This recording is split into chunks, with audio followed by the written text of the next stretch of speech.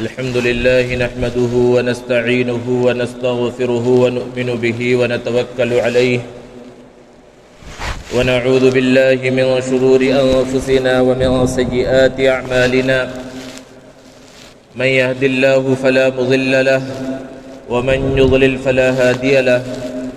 ونشهد أن لا إله إلا الله وحده لا شريك له ونشهد أن سيدنا ومولانا محمدا عبده ورسوله صلى الله تعالى عليه وعلى آله وأصحابه وبارك وسلم تسليما كثيرا أما بعد فأعوذ بالله من الشيطان الرجيم بسم الله الرحمن الرحيم فإن آمنوا بمثل ما آمنتم به فقد اهتدوا وإن تولوا فإنما هم في شقاق صدق الله العظيم۔ معزز سامعین کرام، بزرگوں اور دوستوں، تمام مخلوقات کے اندر اللہ تبارک و تعالی نے سب سے بڑا مقام اور مرتبہ انبیاء کرام علیہم الصلاۃ کو عطا فرمایا ہے، اور انبیاء کرام علیہم الصلاۃ کے بعد سب سے بڑا مقام و مرتبہ صحابہ کرام رضوان اللہ تعالی علیہم اجمعین کا ہے۔ صحابہ کے بارے میں اللہ رب العزت نے فرمایا رضی اللہ عنہم ورضوا عنہ، کہ اللہ ان سے راضی ہو گیا اور وہ اللہ سے راضی ہو گئے۔ اور اللہ کے رسول صلی اللہ علیہ وسلم نے فرمایا اللہ اللہ فی اصحابی، کہ میرے صحابہ کے سلسلے میں تم اللہ سے ڈرتے رہنا۔ لا تتخذوہم غرضا من بعدی، میرے جانے کے بعد تم انہیں اپنے مفاد کا نشانہ نہ بنانا۔ فمن احبہم فبحبی احبہم، جو ان سے محبت رکھے گا مجھ سے محبت کی وجہ سے ان سے محبت رکھے گا۔ ومن ابغضہم فببغضی ابغضہم، اور جو ان سے بغض، نفرت اور دشمنی رکھے گا مجھ سے بغض اور نفرت اور دشمنی کی وجہ سے ان سے دشمنی رکھے گا۔ اب اگر ہم کسی کو دیکھیں دنیا کے اندر کہ وہ کسی ادنا سے ادنا صحابی کی بھی برائی بیان کر رہا ہے، تو وہ برائی اس صحابی کی نہیں کر رہا، بلکہ براہ راست اللہ کے رسول صلی اللہ علیہ وسلم کی برائی بیان کر رہا ہے، جیسا کہ خود حضور اکرم صلی اللہ علیہ وسلم نے فرمایا۔ اسی طرح اللہ کے رسول صلی اللہ علیہ وسلم نے فرمایا لا تسبوا اصحابی، میرے صحابہ کو گالیاں مت دو، میرے صحابہ کو برا بھلا مت کہو۔ فإن أحدكم لو أنفق مثل أحد ذهبا، کیونکہ اگر تم میں سے کوئی شخص احد پہاڑ کے برابر سونا خرچ کر ڈالے، ما بلغ مد احدهم ولا نصیفہ، تو انہوں نے اپنے زمانے میں جو ایک مد، آدھا مد، کچھ بھی غلہ وغیرہ اللہ کے راستے میں صدقہ کیا تھا، تمہارا احد پہاڑ کے برابر سونا خرچ کرنا بھی اس کے برابر نہیں پہنچا سکتا تمہیں۔ یہ کیوں ہے؟ یہ انہیں صحابیت کا مقام اور مرتبہ جو ملا ہے، اس وجہ سے اللہ نے انہیں وہ عزت، وہ مقام، وہ مرتبہ عطا فرمایا۔ اور پھر صحابہ میں بھی فرق مراتب ہیں۔ سب سے بڑا مقام و مرتبہ خلفائے راشدین کا ہے، سیدنا ابو بکر صدیق، حضرت عمر فاروق رضی اللہ تعالی عنہ، حضرت عثمان غنی رضی اللہ تعالی عنہ، حضرت علی رضی اللہ تعالی عنہ۔ ان کا مقام و مرتبہ دیگر تمام صحابہ سے اعلیٰ اور افضل ہے۔ پھر اس کے بعد وہ صحابہ آتے ہیں جنہوں نے زمام اقتدار کو خلافت راشدہ کے بعد بھی سنبھال کر رکھا، جیسے کہ حضرت امیر معاویہ رضی اللہ تعالی عنہ ہے، اور دیگر صحابہ کرام رضوان اللہ تعالی علیہم اجمعین ہیں۔ آپ حضرات کے سامنے وقتاً فوقتاً صحابہ کی سیرت کا تذکرہ کچھ نہ کچھ مناسبت سے کیا جاتا ہے۔ حضرت عثمان غنی رضی اللہ تعالی عنہ کی شہادت کا تذکرہ اور ان کی سیرت کا تذکرہ ان کے شہادت کے حوالے سے کیا جاتا ہے۔ حضرت عمر رضی اللہ تعالی عنہ کی شہادت کے موقع پر ان کی سیرت کا تذکرہ کر دیا جاتا ہے۔ حضرت ابو بکر صدیق رضی اللہ تعالی عنہ کی تاریخ وفات پر ان کی سیرت کا تذکرہ کر دیا جاتا ہے۔ لیکن خلیفہ رابع حضرت علی رضی اللہ تعالی عنہ داماد رسول، ان کی شہادت چونکہ رمضان کے مہینے میں ہوئی، اور رمضان کے مہینے میں چونکہ زیادہ تر توجہ نماز کی طرف، زکوٰۃ کی طرف، اعتکاف کی طرف، شب قدر کے اعمال کی طرف ہوتی ہے، اس لیے ان کی سیرت کے تذکرے کا عموماً موقع نہیں ملتا۔ اس لیے مناسب معلوم ہوا کہ یہ رجب کا جو مہینہ چل رہا ہے، ایسا مشہور ہے کہ حضرت علی رضی اللہ عنہ کی ولادت اس مہینے کے اندر بھی ہے، اس لیے مناسب معلوم ہوا کہ مختصراً ان کا تذکرہ کیا جائے۔ اور حضرت علی رضی اللہ تعالی عنہ کے ساتھ ایک نام بہت زیادہ جوڑا جاتا ہے، حضرت امیر معاویہ رضی اللہ تعالی عنہ کا۔ ان کی وفات 22 رجب المرجب کو ہوئی، اس لیے یہ بھی مناسب معلوم ہوتا ہے کہ ان کا بھی مختصر تذکرہ کیا جائے، اور ایک ساتھ دو ایسے صحابہ کا تذکرہ کیا جائے جن کے بارے میں لوگوں نے طرح طرح کی باتیں مشہور کر رکھی ہیں اور آپس میں ایک دوسرے کا بہت بڑا دشمن ثابت کر دیا ہے۔ دوستو، اللہ کے رسول صلی اللہ علیہ وسلم کی ولادت کے تقریباً 30 سال کے بعد حضرت علی رضی اللہ تعالی عنہ کی ولادت ہوئی۔ حضور اکرم صلی اللہ علیہ وسلم کو جب نبوت عطا کی گئی، اس وقت حضرت علی رضی اللہ تعالی عنہ ابھی بچے ہیں، 10 سال کی عمر ہے۔ سب سے پہلے اسلام قبول کرنے والوں میں شامل ہیں حضرت خدیجہ رضی اللہ تعالی عنہ نے اسلام قبول کیا، حضرت ابو بکر رضی اللہ تعالی عنہ نے اسلام قبول کیا۔ حضرت علی جو اللہ کے رسول صلی اللہ علیہ وسلم کی کفالت میں ہی تھے، کیونکہ جب حضرت عبد المطلب جو حضور اکرم صلی اللہ علیہ وسلم کے دادا ہیں، جب ان کا انتقال ہوا تو آپ صلی اللہ علیہ وسلم کے چچا ابو طالب نے آپ صلی اللہ علیہ وسلم کو اپنی کفالت میں لے لیا تھا۔ تو یہ کہا جا سکتا ہے کہ چونکہ حضرت ابو طالب کا خاندان بہت بڑا تھا اور احسان کو واپس کرنے اور احسان کا بدلہ چکانے کے واسطے اللہ کے رسول صلی اللہ علیہ وسلم نے حضرت علی رضی اللہ تعالی عنہ کو اپنی کفالت میں لے لیا اور ان کی ساری ذمہ داریاں اٹھاتے تھے۔ تو حضرت علی رضی اللہ تعالی عنہ نے آپ صلی اللہ علیہ وسلم کو نماز پڑھتے ہوئے دیکھا تو پوچھا یہ کیا ہے؟ تو اللہ کے رسول صلی اللہ علیہ وسلم نے اسلام کے بارے میں ان کے سامنے بیان کیا اور پھر دعوت بھی دی کہ تم بھی اسلام کو قبول کر لو۔ حضرت علی رضی اللہ تعالی عنہ نے کہا میں اپنے والد سے مشورہ کر کے آپ کو کل صبح بتاؤں گا، چونکہ اس وقت اللہ کی جانب سے بھی یہ حکم نہیں آیا تھا کہ دعوت کھلے عام دی جائے، اس لیے اللہ کے رسول صلی اللہ علیہ وسلم نے فرمایا کہ کسی کے سامنے تذکرہ کرنے کی ضرورت نہیں ہے، تم اگر قبول کرنا چاہتے ہو تو قبول کر لو، کسی اور کے سامنے تذکرہ مت کرو۔ حضرت علی رضی اللہ تعالی عنہ رات میں سوئے اور اسلام کے بارے میں سوچتے رہے، اور جب صبح ہوئی کسی کے سامنے تذکرہ نہیں کیا، اللہ کے رسول صلی اللہ علیہ وسلم کے پاس آئے اور اسلام کو قبول کر لیا۔ تو اس لیے کہا جاتا ہے کہ بچوں میں سب سے پہلے اسلام قبول کرنے والے حضرت علی رضی اللہ تعالی عنہ ہیں، اور پھر پورا مکی دور ہے، سفر میں حضر میں اللہ کے رسول صلی اللہ علیہ وسلم کے ساتھ ہیں، اور پھر ہجرت کا موقع آتا ہے۔ ہجرت کے موقع پر دو صحابہ نے جانثاری کا ثبوت پیش کیا، جس میں سے پہلے حضرت ابو بکر صدیق رضی اللہ تعالی عنہ ہے جو سفر میں اللہ کے رسول صلی اللہ علیہ وسلم کے ساتھ ہیں، اور دوسرے حضرت علی رضی اللہ تعالی عنہ ہیں جو حضور اکرم صلی اللہ علیہ وسلم کے بستر پر ہیں جب بڑے بڑے سردار اور بہادر آپ صلی اللہ علیہ وسلم کے گھر کا محاصرہ کیے ہوئے ہیں، گھر کو گھیرے ہوئے ہیں کہ صبح کے وقت نماز کے موقع پر جب اللہ کے رسول صلی اللہ علیہ وسلم اپنے بستر سے اٹھے تو ان کا کام تمام کر دیا جائے۔ اللہ کے رسول صلی اللہ علیہ وسلم کے بستر پر حضرت علی رضی اللہ تعالی عنہ موجود ہیں۔ آپ صلی اللہ علیہ وسلم نے حضرت علی رضی اللہ تعالی عنہ کے سپرد جو امانتیں تھیں مکہ والوں کی، وہ انہیں سپرد کی تھی کہ کل انہیں ان کی امانتیں سپرد کرنا اور پھر ہمارے ساتھ آ کر مل جانا۔ جب صبح ہوئی اور کفار مکہ نے حضرت علی رضی اللہ تعالی عنہ کو دیکھا تو پہلے تو انہیں مارنا چاہا، لیکن پھر اس کے بعد انہیں چھوڑ دیا، اور حضرت علی رضی اللہ تعالی عنہ پھر اللہ کے رسول صلی اللہ علیہ وسلم کے ساتھ جا کر مل گئے۔ اور پھر اللہ کے رسول صلی اللہ علیہ وسلم نے اپنی بیٹی حضرت فاطمہ الزہرا رضی اللہ تعالی عنہا کا نکاح حضرت علی رضی اللہ تعالی عنہ سے کر دیا۔ اس طرح حضرت علی رضی اللہ تعالی عنہ داماد رسول بھی ہیں۔ اور پھر مدینۃ المنورہ کے اندر جتنے غزوات ہیں اس کے اندر آپ نے بہادری کے جوہر دکھائے۔ صرف غزوہ تبوک ہے جس کے اندر حضرت علی رضی اللہ تعالی عنہ شامل نہیں ہوئے، اللہ کے رسول صلی اللہ علیہ وسلم نے انہیں مدینے کے اندر نائب بنایا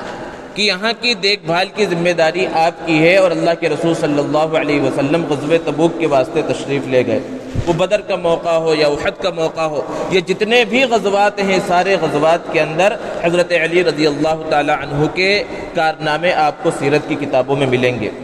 اور غزوہ خیبر کا مضبوط قلعہ فتح نہیں ہو رہا تھا کئی دن سے۔ اللہ کے رسول صلی اللہ علیہ وسلم نے فرمایا کہ کل میں جھنڈا اس شخص کو دوں گا جس کے ہاتھ پر یہ قلعہ فتح ہو جائے گا۔ ہر شخص کی خواہش تھی کہ یہ جھنڈا مجھے ملے۔ اللہ کے رسول صلی اللہ علیہ وسلم نے اگلے دن وہ جھنڈا حضرت علی رضی اللہ تعالی عنہ کے حوالے کیا، اور حضرت علی رضی اللہ تعالی عنہ نے اپنے طاقت کے ذریعے اس قلعے کو فتح کیا اور اس کے دروازے کو اکھاڑ کر پھینک دیا، توڑ دیا۔ اس طرح خیبر کا قلعہ حضرت علی رضی اللہ تعالی عنہ کے ہاتھوں پر فتح ہوا۔ اور پھر اس کے بعد حضرت ابوبکر صدیق رضی اللہ تعالی عنہ کا دور خلافت، حضرت عمر فاروق رضی اللہ تعالی عنہ کا دور خلافت، حضرت عثمان غنی رضی اللہ تعالی عنہ کا دور خلافت ہے۔ یہ جو طویل عرصہ ہے، اس طویل عرصے کے اندر حضرت علی رضی اللہ تعالی عنہ تمام خلفاء کے امیر المؤمنین کے مشیر کی حیثیت سے کام کرتے رہے۔ اور پھر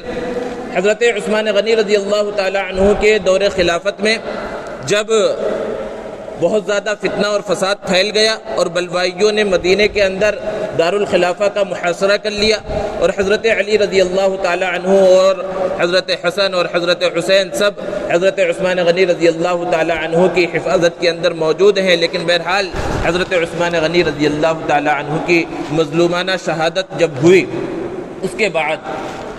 لوگوں نے حضرت علی رضی اللہ تعالی عنہ کو اپنا خلیفہ منتخب کیا، اور لوگ حضرت علی رضی اللہ تعالی عنہ کے ہاتھ پر بیعت کرنے لگے۔ آپ احادیث کی کتابیں اٹھا کر دیکھیے تو آپ کو یہ ترتیب بارہا ملے گی۔ اللہ کے رسول صلی اللہ علیہ وسلم نے خلافت کی یہ ترتیب بیان ہی فرمائی تھی کہ پہلے حضرت ابوبکر صدیق رضی اللہ تعالی عنہ، پھر حضرت عمر رضی اللہ تعالی عنہ، پھر حضرت عثمان غنی رضی اللہ تعالی عنہ، اور پھر اس کے بعد حضرت علی رضی اللہ تعالی عنہ۔ حضرت علی رضی اللہ تعالی عنہ خلیفہ بنے، اور جب آپ خلیفہ بنے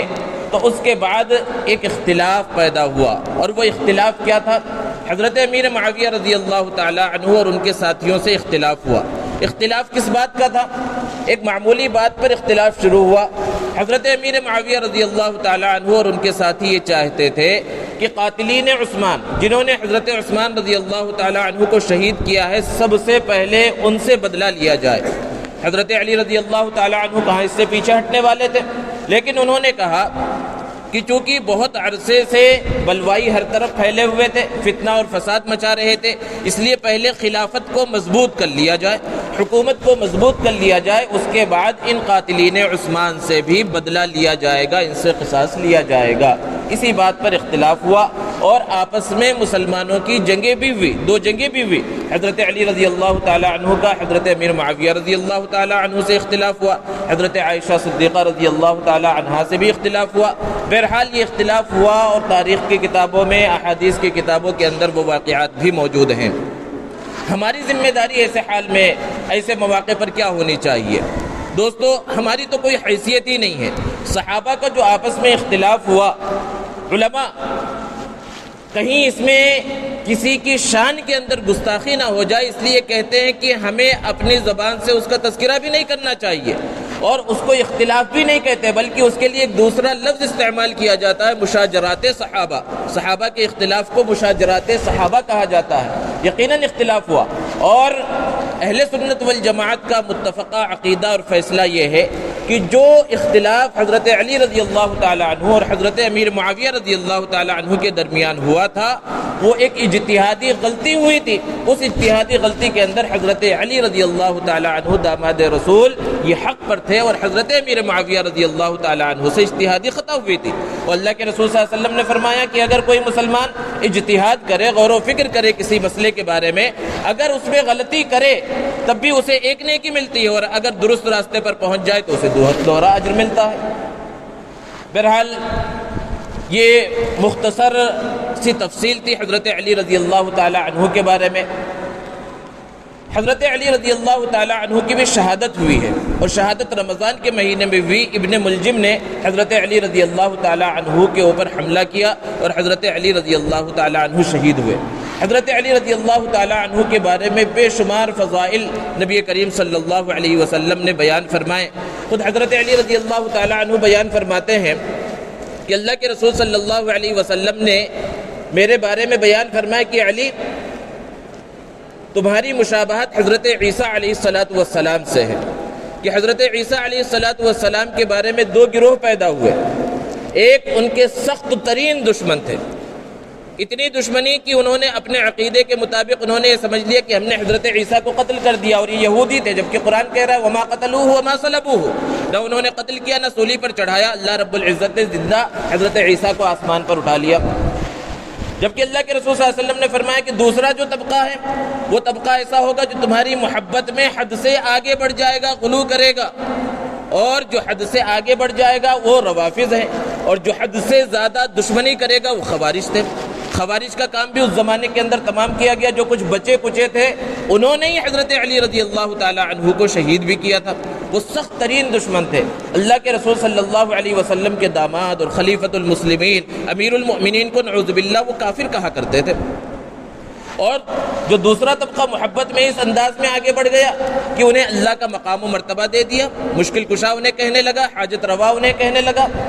اللہ کے مقام تک، جس طرح حضرت عیسیٰ علیہ السلام کو خدا کے مقام تک پہنچا دیا گیا، خدا کا مرتبہ، خدا کا بیٹا کہہ دیا گیا۔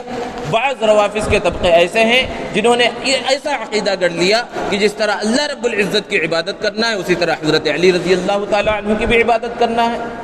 تو بہرحال یہ دونوں طبقے گمراہ ہیں۔ اللہ کے رسول صلی اللہ علیہ وسلم نے فرمایا تمہارے بارے میں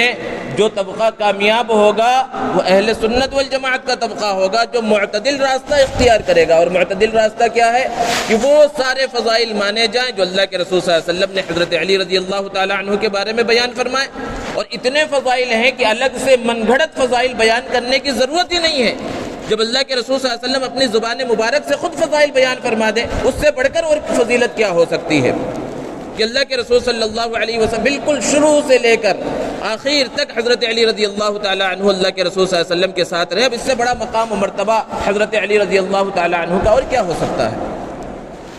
بہرحال حضرت علی رضی اللہ تعالی عنہ کی شہادت کے بعد حضرت حسن رضی اللہ تعالی عنہ خلیفہ بنے، اور پھر حضرت حسن رضی اللہ تعالی عنہ نے حضرت امیر معاویہ رضی اللہ تعالی عنہ سے صلح کر لی۔ حضرت علی رضی اللہ تعالی عنہ نے آخر میں وصیت کرتے ہوئے اپنے بڑے فرزند حضرت حسن رضی اللہ تعالی عنہ سے فرمایا تھا کہ امیر معاویہ رضی اللہ تعالی عنہ کے ہاتھ پر بیعت کرنے میں ہچکچاہٹ کا اظہار نہ کرنا۔ اور اللہ کے رسول صلی اللہ علیہ وسلم نے ایک پیشن گوئی فرمائی تھی، حضرت حسن رضی اللہ تعالی عنہ بھی چھوٹے ہی ہیں، تو اس وقت فرمایا تھا کہ میرا یہ بیٹا مسلمانوں کے دو بڑے گروہوں میں صلح کرانے کا سبب بنے گا۔ اور حضرت حسن رضی اللہ تعالی عنہ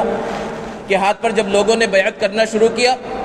کون ہے جو اللہ کے رسول صلی اللہ علیہ وسلم کے نواسے کے ہاتھ پر بیعت نہ کرے؟ سارے لوگ بیعت کر رہے ہیں، اور ادھر جب پتہ چلا حضرت امیر معاویہ رضی اللہ تعالیٰ عنہ کو، انہوں نے بھی اپنے ساتھیوں کے ساتھ ہجرت کی اور چلنا شروع کیا، سفر کیا کہ حضرت حسن رضی اللہ تعالیٰ عنہ کے ہاتھ پر بیعت کرے، اور ادھر انہوں نے یہ فیصلہ کیا کہ یہ خلافت حضرت امیر معاویہ رضی اللہ تعالیٰ عنہ کے سپرد کر دیں گے۔ اور حضرت امیر معاویہ رضی اللہ تعالیٰ عنہ کے جب سپرد یہ خلافت ہوئی تو سن 40 ہجری سے لے کر سن 60 ہجری تک، یہ بہت طویل عرصہ، 20 سال کا عرصہ ہے، یہ فتوحات کا عرصہ ہے۔ جب حضرت عمر فاروق رضی اللہ تعالی عنہ کی شہادت ہوئی تھی، اسلامی حکومت 22 لاکھ مربع میل تک تھی۔ حضرت عثمان غنی رضی اللہ تعالی عنہ کی جب شہادت ہوئی، اسلامی حکومت 44 لاکھ مربع میل تک تھی۔ اور پھر جب حضرت امیر معاویہ رضی اللہ تعالی عنہ کا دور خلافت ختم ہوا ہے تو اسلامی حکومت 64 لاکھ مربع میل تک پھیل چکی تھی۔ اور یہ جو عرصہ ہے، طویل عرصہ، یہ امن و امان کا دور ہے۔ ادھر خوارج کا خاتمہ کیا گیا اور سارے فتنے تھے جو وہ آہستہ آہستہ ختم ہوئے۔ حضرت امیر معاویہ رضی اللہ تعالی عنہ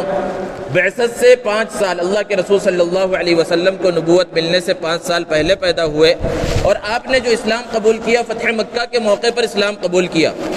کس گھرانے سے تعلق رکھنے والے ہیں؟ حضرت ابو سفیان رضی اللہ تعالی عنہ کے گھرانے سے تعلق رکھنے والے، حضرت ابو سفیان کے بیٹے ہیں۔ اور حضرت ابو سفیان کون ہیں؟ کہ غزوہ بدر کو چھوڑ کر جتنے غزوات ہوئے ہر ایک میں کفار کی طرف سے سپہ سالار بن کر آ رہے ہیں، لیکن کسی بھی غزوے کے اندر، حالانکہ بھرپور جوانی کا زمانہ ہے حضرت امیر معاویہ رضی اللہ تعالی عنہ کا، لیکن کسی بھی غزوے کے اندر مسلمانوں کے خلاف وہ شامل نہیں ہوئے۔ روایتوں سے پتہ چلتا ہے کہ صلح حدیبیہ کے موقع پر ہی انہوں نے اسلام کو قبول کر لیا تھا، لیکن اس کی تشہیر نہیں کی تھی۔ لیکن اگر اس بات کو بھی مان لیا جائے کہ فتح مکہ کے موقع پر انہوں نے اسلام قبول کیا، لیکن اس کے باوجود اسلام دشمنی ان کے دل کے اندر پہلے سے نہیں تھی۔ اور جب اسلام قبول کیا کتنا بڑا مقام و مرتبہ اللہ کے رسول صلی اللہ علیہ وسلم نے عطا فرمایا، کاتبین وحی میں شامل فرمایا۔ سب سے بڑا مقام و مرتبہ کاتبین وحی میں حضرت زید ابن ثابت رضی اللہ تعالی عنہ کا ہے، اور دوسرے نمبر پر جو مقام آتا ہے وہ حضرت امیر معاویہ رضی اللہ تعالی عنہ کا ہے۔ باہر سے جو وفود آتے تھے اللہ کے رسول صلی اللہ علیہ وسلم نے حضرت امیر معاویہ رضی اللہ تعالی عنہ کو ذمہ داری دی تھی کہ وہ ان کی دیکھ بھال کرے، اور باہر جو خطوط لکھوانا ہوتا تھا اللہ کے رسول صلی اللہ علیہ وسلم حضرت امیر معاویہ رضی اللہ تعالی عنہ سے وہ خطوط لکھوایا کرتے تھے۔ حضرت ابوبکر رضی اللہ تعالی عنہ کے دور خلافت کے اندر ملک شام فتح کیا گیا، اور ملک شام کی فتح کے اندر حضرت امیر معاویہ رضی اللہ تعالی عنہ بالکل صف اول کے اندر شامل تھے، اور حضرت عمر فاروق رضی اللہ تعالی عنہ کا دور خلافت آیا تو حضرت عمر فاروق رضی اللہ تعالی عنہ نے انہیں ملک شام کا گورنر مقرر کیا، اور حضرت عثمان غنی رضی اللہ تعالی عنہ کے دور خلافت میں سب سے پہلی مرتبہ بحری بیڑے تیار کیے گئے اور سمندر کے اندر جا کر جنگ کی گئی۔ اللہ کے رسول صلی اللہ علیہ وسلم نے خوشخبری اور فضیلت سنائی تھی کہ جو میری امت میں سے سب سے پہلے سمندر کے اندر جنگ کریں گے ان کے لیے مغفرت ہے، اور تمام محدثین کا اس بات پر اتفاق ہے کہ حضرت امیر معاویہ رضی اللہ تعالی عنہ اور ان کے ساتھی ہی اس کے سب سے پہلے مصداق ہیں۔ پھر حضرت علی رضی اللہ تعالی عنہ کے دور خلافت میں وہ اختلاف ہوتا ہے جو آپ کے سامنے ہے۔ دوستو، تاریخ کو بیان کرنے والے تین طرح کے لوگ ہوتے ہیں۔ ایک تو وہ ہیں جنہوں نے اعتدال کے ساتھ جیسا ہوا ویسا لکھ دیا، کسی کی طرفداری نہیں کہ ایسا ایسا واقعہ ہوا تھا اور اس کو انہوں نے قلم بند کر دیا۔ اور دوسرے طبقے کے وہ لوگ تھے جو حضرت علی رضی اللہ تعالی عنہ کے حامی تھے، انہوں نے حضرت علی کے فضائل کو خوب بڑھایا اور حضرت امیر معاویہ رضی اللہ تعالی عنہ کی شان میں خوب گستاخیاں کی، اور تاریخ اس انداز میں بھی آپ کو ملے گی۔ انہوں نے تو یہاں تک لکھ دیا اور ایسی ایسی باتیں لکھ دی جو من گھڑت ہیں، آنکھ بند کر کے کہا جا سکتا ہے من گھڑت ہے، کہ اللہ کے رسول صلی اللہ علیہ وسلم کے داماد حضرت علی رضی اللہ تعالی عنہ کو نعوذ باللہ ممبر رسول پر بیٹھ کر گالیاں دی جاتی تھی۔ ایسے باتیں لکھ دی، کون گالیاں دیتے تھے؟ تاریخ کے اندر یہ باتیں لکھی ہوئی، اور آج بھی ممبر رسول پر بیٹھ کر اسٹیج پر بیٹھ کر لوگ وہ من گھڑت روایتیں بیان کرتے ہیں کہ حضرت امیر معاویہ رضی اللہ تعالی عنہ خود اور اپنے گورنروں کو انہوں نے کہہ رکھا تھا کہ ممبر پر بیٹھ کر حضرت علی رضی اللہ تعالی عنہ کے بارے میں برا بھلا کہا جائے۔ ذرا بتلائیے، جس کو اللہ کے رسول صلی اللہ علیہ وسلم نے کاتب وحی بنایا اور جس کے بارے میں یہ دعا فرمائی، اللہم علمہ الکتاب، کہ اللہ معاویہ کو کتاب یعنی قرآن کا علم عطا فرما، وقہ العذاب، اور انہیں عذاب سے محفوظ فرما۔ کیا ان کے بارے میں یہ تصور کیا جا سکتا ہے کہ وہ داماد رسول حضرت علی رضی اللہ تعالی عنہ کو ممبر پر بیٹھ کر گالیاں دیں گے یا گالیاں دلوائیں گے؟ یہ ساری من گھڑت روایتیں ہیں۔ تو دوسرا طبقہ وہ ہے، اور تیسرا طبقہ وہ ہے جو حضرت امیر معاویہ رضی اللہ تعالی عنہ کے حامی تھے، ان کے دوست تھے، ان کے چاہنے والے تھے، انہوں نے حضرت امیر معاویہ کی خوب تعریف کی اور حضرت علی رضی اللہ تعالی عنہ اور ان کے ساتھیوں کی خوب برائیاں بیان کی۔ تو تاریخ تینوں طرح کی موجود ہے۔ ہمیں کون سی تاریخ پڑھنی چاہیے؟ ہماری ذمہ داری کیا ہے؟ اہل سنت والجماعت کا یہ طر امتیاز، یہ خصوصیت ہی رہی ہے کہ وہ افراط اور تفریط میں نہیں پڑتے، وہ اعتدال کے درمیانی راستے کو اختیار کرتے ہیں، اور اعتدال کا اور وہ درمیانی راستہ وہی ہے کہ کسی ادنا سے ادنا صحابی کے بارے میں بھی ہمارے بارے میں کوئی غلط فہمی نہیں رہنی چاہیے، کیونکہ صحابہ کی محبت، صحابہ سے محبت یہ ایمان کا جز ہے، ایمان کا حصہ ہے۔ کسی بھی ادنا صحابی کے بارے میں اگر کوئی نفرت، کوئی کدورت ہمارے دل کے اندر اگر باقی رہے گی، ہو سکتا ہے ہمارا ایمان ہی ختم ہو جائے۔ اللہ رب العزت ایسی خرابی سے اور ایسی جرأت کرنے سے ہماری حفاظت فرمائے۔ ایک طرف حضرت علی رضی اللہ تعالیٰ عنہ اور حضرت امیر معاویہ رضی اللہ تعالیٰ عنہ کے آپس کے اختلافات ہیں، دوسری طرف آپ تاریخ کی کتابیں اور روایتیں اٹھا کر دیکھیں کہ ان دونوں کا آپس میں کیسا تعلق تھا۔ حضرت علی رضی اللہ تعالیٰ عنہ کی فوج میں حضرت امیر معاویہ رضی اللہ تعالیٰ عنہ کے بھائی زیاد ابن سفیان شامل ہے، اور حضرت امیر معاویہ رضی اللہ تعالیٰ عنہ کی فوج میں حضرت عقیل رضی اللہ تعالیٰ عنہ جو حضرت علی رضی اللہ تعالیٰ عنہ کے بھائی ہیں وہ ان کے پاس موجود ہیں، ان کے ساتھ ہیں۔ ایک مرتبہ حضرت عقیل رضی اللہ تعالیٰ، عقیل ابن ابی طالب جو حضرت علی رضی اللہ تعالیٰ عنہ کے سگے بھائی ہیں، وہاں پر موجود ہیں۔ حضرت امیر معاویہ رضی اللہ تعالیٰ عنہ نے حضرت علی رضی اللہ تعالیٰ عنہ کے کچھ فضائل بیان فرمائے، تو حضرت عقیل نے بیان فرمایا کہ آپ نے تو صلہ رحمی کا حق ادا کر دیا، ایک شخص ایک مرتبہ آیا ایک کوئی دینی مسئلہ معلوم کرنے کے واسطے، حضرت امیر معاویہ رضی اللہ تعالیٰ عنہ سے اس مسئلے کو پوچھا تو حضرت امیر معاویہ رضی اللہ تعالیٰ عنہ نے فرمایا کہ اس مسئلے کو تم حضرت علی رضی اللہ تعالیٰ عنہ سے پوچھو کیونکہ وہ اس کے بارے میں اچھے سے جانتے ہیں۔ اس شخص نے یہ کہا خوش کرنے کے واسطے، بہت سے ایسے چاپلوس لوگ بھی ہوتے ہیں کہ میں تو یہ سمجھتا ہوں کہ اس مسئلے کو آپ ہی اچھے سے جانتے ہیں، حضرت علی سے زیادہ آپ جاننے والے ہیں۔ اس نے یہ سوچا کہ حضرت امیر معاویہ رضی اللہ تعالیٰ عنہ خوش ہو جائیں گے۔ حضرت امیر معاویہ رضی اللہ تعالیٰ عنہ نے فرمایا کہ تم اس شخص کے بارے میں کہہ رہے ہو جس کے بارے میں اللہ کے رسول صلی اللہ علیہ وسلم نے فرمایا باب العلم، و علم کا دروازہ ہے، تم ان کے بارے میں یہ کہہ رہے ہو کہ میں ان سے زیادہ جاننے والا ہوں۔ ان کے آپس کے تعلقات اس طرح تھے، جب آپسی اختلاف چل رہا تھا تو اس زمانے میں ایک بادشاہ نے یہ سوچا کہ آپس میں رسہ کشی کے اندر مشغول ہیں، ان کے علاقے کو فتح کر لیا جائے۔ جب حضرت علی کو پتہ چلا تو وہ بہت پریشان ہوئے، حضرت امیر معاویہ کو پتہ چلا وہ بھی بہت پریشان ہوئے۔ حضرت امیر معاویہ رضی اللہ تعالیٰ عنہ نے اس بادشاہ کے نام خط لکھا اور سخت ترین الفاظ میں اسے مخاطب کیا کہ اگر تو نے یہ کوشش کی کہ آگے بڑھ کر کسی کے یا تو حضرت علی کے یا ہمارے اگر کسی کے علاقے کو فتح کرنا چاہا تو میں آگے بڑھ کر اپنے چچا زاد بھائی حضرت علی سے صلح کر لوں گا اور پھر دونوں مل کر جو تیرا پیچھا کریں گے تو بچ نہیں پائے گا۔ یہ آپس کا ان کا تعلق تھا۔ اور پھر مشاہیر امت جو ہیں، حضرت امام مالک رحمۃ اللہ علیہ نے فرمایا کہ صحابہ کرام میں سے حضرت ابو بکر، حضرت عمر، حضرت عثمان، حضرت علی، حضرت عمرو بن العاص اور حضرت امیر معاویہ رضی اللہ تعالی عنہ کے بارے میں اگر کوئی شخص کچھ کہتا ہے، ان کے بارے میں برا بھلا کہتا ہے تو اگر اسلامی حکومت ہے تو اس شخص کو قتل کر دینا چاہیے۔ حضرت امام احمد ابن حنبل رحمۃ اللہ علیہ نے فرمایا کہ لوگوں کو کیا ہو گیا ہے کہ وہ حضرت امیر معاویہ رضی اللہ تعالی عنہ کی برائی بیان فرماتے ہیں۔ آگے آئیے، امام الاولیاء پیران پیر شیخ عبد القادر جیلانی رحمۃ اللہ علیہ نے اپنی کتاب بنیۃ الطالبین کے اندر لکھا ہے، کتاب موجود ہے، آپ اٹھا کر دیکھیے، کہ میرے لیے بڑی خوش نصیبی کی بات ہے کہ میں کسی راستے کے اوپر بیٹھ جاؤں، وہاں سے حضرت امیر معاویہ رضی اللہ تعالی عنہ کا گھوڑا گزرے اور اس کے گھوڑے کے قدم کے نیچے سے دھول اڑ کر میرے اوپر آ جائے تو میری نجات کے لیے یہ کافی ہے۔ یہ پیران پیر شیخ عبد القادر جیلانی رحمۃ اللہ علیہ نے فرمایا۔ اور آگے بڑھیے، شاہ ولی اللہ محدث دہلوی رحمۃ اللہ علیہ نے حضرت امیر معاویہ رضی اللہ تعالی عنہ کے فضائل کو بیان کرتے ہوئے بیان فرمایا۔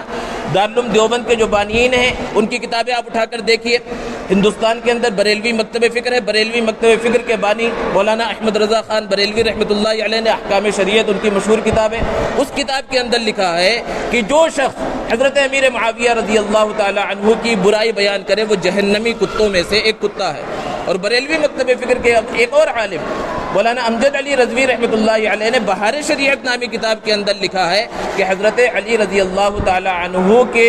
اور حضرت امیر معاویہ رضی اللہ تعالی عنہ کی برائی بیان کرنا یہ تبرہ ہے، ہمارا اس سے کوئی تعلق نہیں ہے۔ تو یہ مشاہیر امت، ہر مسلک سے تعلق رکھنے والے علماء کی فکر ہے۔ اب اس کے باوجود اگر کوئی ایرا غیرہ اور نتھو خیرہ 1400 سال گزرنے کے بعد حضرت علی کے بارے میں یا حضرت امیر معاویہ کے بارے میں اگر اپنی زبان کھولتا ہے تو پھر سمجھ جانا چاہیے کہ اس کا کیا حال ہے اور وہ کس مقام پر کھڑا ہوا ہے۔ اللہ رب العزت سے دعا ہے اللہ تبارک و تعالی ہمارے دلوں کے اندر ایک ایک صحابی کی محبت پیدا فرمائے اور حضور اکرم صلی اللہ علیہ وسلم اور صحابہ کے نقش قدم پر چلنے کی توفیق عطا فرمائے۔ وآخر دعوانا ان الحمد للہ رب العالمین۔